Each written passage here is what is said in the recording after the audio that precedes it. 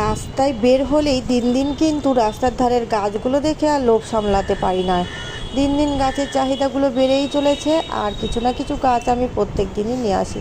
তো সেদিন একসঙ্গে 5টা গাছ নিয়ে এসেছি, আর সঙ্গে একটা সারের প্যাকেট। এই সার দিয়ে মাটির সঙ্গে মিশিয়ে গাছ লাগালে গাছগুলোর ফলন কিন্তু খুব ভালো হয়, আর এখান থেকে খুব তাড়াতাড়ি গাছে ফল ফুল আসা শুরু করে দেয়।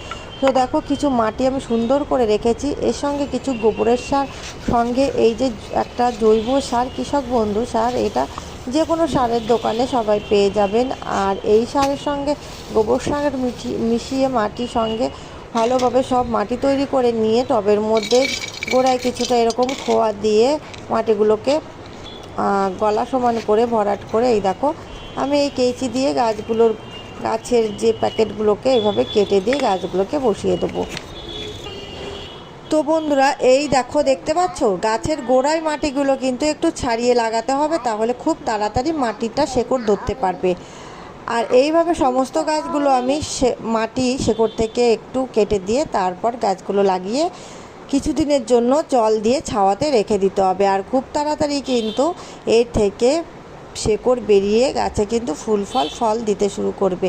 তো বন্ধুরা, এই ভিডিওটি কেমন লাগলো অবশ্যই একটা কমেন্ট, লাইক, শেয়ার করে সঙ্গে থেকে দেখা হবে অন্য ভিডিওতে অন্য কোনো সময়ে।